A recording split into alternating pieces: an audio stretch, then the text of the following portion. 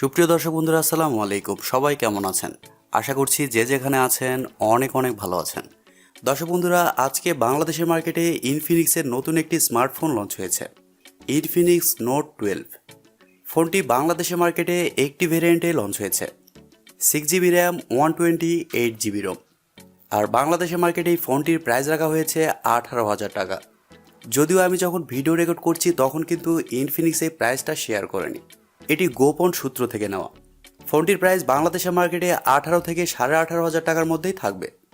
So সব কিছু মিলে এই ফোনটি আসলে কেমন হবে, আর ফোনটি বাংলাদেশের মার্কেটে যেই প্রাইস পয়েন্টে লঞ্চ হয়েছে এই প্রাইস পয়েন্টে এই ফোনটি আমাদের জন্য কতটুকু বেটার হবে, ফোনটি কি ভ্যালু ফর মানি হবে, না এই প্রাইসিংয়ে এর থেকেও কোনো বেটার অপশান থাকছে আপনাদের জন্য, এই সবগুলো বিষয় নিয়ে আলোচনা করব আজকের এই ভিডিওতে। আশা করি সম্পূর্ণ ভিডিও জুড়ে আমাদের সাথেই থাকবেন। আর আপনারা দেখছেন টিভি টেক টিউব, আর সবসময়ের মতো সাথে আছে আমি প্রান্ত। সো ভিডিওটি ভালো লাগলে অবশ্যই ভিডিওতে একটি লাইক দিবেন, চ্যানেলে নতুন হয়ে থাকলে চ্যানেলটি সাবস্ক্রাইব করে পাশেই থাকবেন। প্রথমে যদি এই ফোনটির ডিজাইন এবং বিল্ড কোয়ালিটি নিয়ে কথা বলি, তাহলে এই ফোনটির ব্যাক সাইডে এবং ফ্রেমে থাকছে প্লাস্টিক।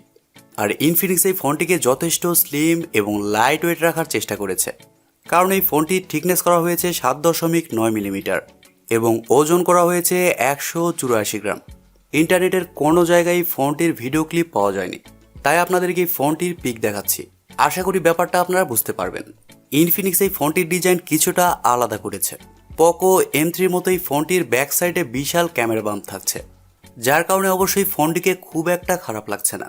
আর ইনফিনিক্স নোট 12 এই ফোনটির সামনে আসলে আপনারা পেয়ে যাচ্ছেন একটি ফুল ভিউ ডিসপ্লে, যেখানে ইউশেপ বা ওয়াটারড্রপের মাধ্যমে বসানো থাকছে সেলফি ক্যামেরাটি।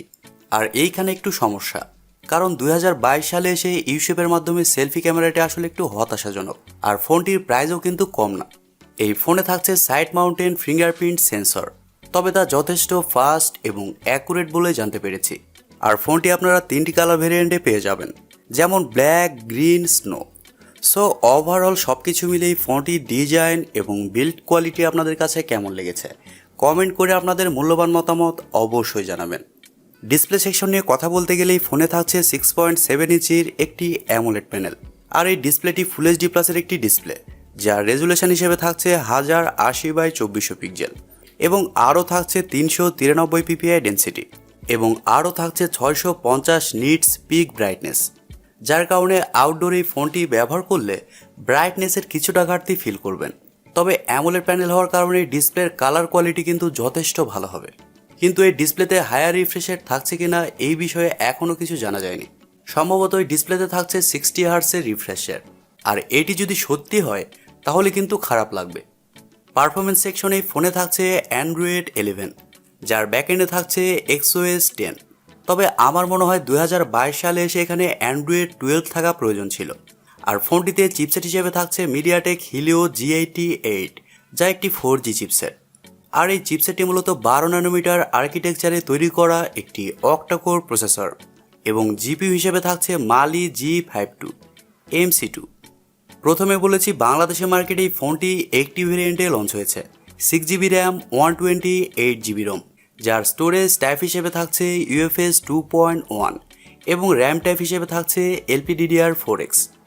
এবারে যদি এই ফোনটির ক্যামেরা সেকশন নিয়ে কথা বলি, তাহলে এই ফোনটির ব্যাক সাইডে থাকছে 2টি ক্যামেরা, যার মেন সেন্সর হিসেবে থাকছে 50 মেগাপিক্সেলের একটি ওয়াইড সেন্সর, এবং সেকেন্ডে থাকছে 2 মেগাপিক্সেলের একটি ডেপথ সেন্সর। তবে ভালো ব্যাপার হচ্ছে ফোনটির ব্যাক ক্যামেরা দিয়ে আপনারা সর্বোচ্চ 2K-তে শ্যুট করতে পারছেন। আর ফোনটিতে সেলফি ক্যামেরা হিসেবে থাকছে 16 মেগাপিক্সেলের একটি wide sensor, but selfie camera দিয়ে আপনারা শুধুমাত্র 1080p-তে 30 fps-এ শ্যুট করতে পারছেন। ফটো কোয়ালিটির কথা বলতে গেলেই ফোনটির ব্যাক ক্যামেরার মেন সেন্সরের ফটো কোয়ালিটি নাকি ভালোই হবে। এবার আসলে আমাদের দেখার পালা, ইনফিনিক্স এই ফোনটির ফটো কোয়ালিটি এবং ভিডিও কোয়ালিটি কতটা বেটার করতে পারে। ফোনটির ব্যাটারি এবং চার্জার নিয়ে যদি আমরা কথা বলি, তাহলে এই ফোনে থাকছে 5000 mAh-এর একটি ব্যাটারি, আর ফোনটিকে চার্জ করার জন্য থাকছে 33 ওয়াটের একটি চার্জার। 5000 mAh ব্যাটারি থাকার কারণে এই ফোনটিতে আপনারা একদিনের ব্যাটারি ব্যাকআপ খুব ভালোভাবে পেয়ে যাবেন।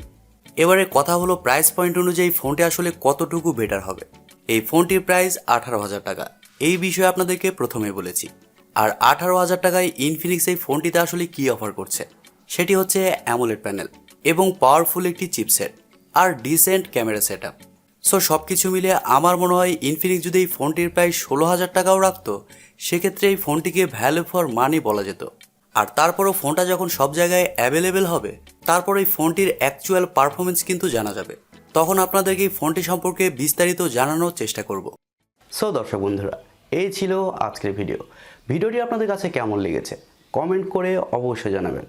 আর ভিডিওটি যদি সত্যিই ভালো লেগে থাকে তাহলে টিপি টেক টিউব চ্যানেলটি সাবস্ক্রাইব করুন, ভিডিওতে একটি লাইক দিবেন আর সব সময় আমাদের পরিবারের একজন হয়ে থাকবেন, কারণ আপনাদের সাপোর্ট এবং ভালোবাসার সব সময় প্রয়োজন। সো আজকের মতো এই পর্যন্তই, দেখা হবে পরবর্তী কোনো ভিডিওতে।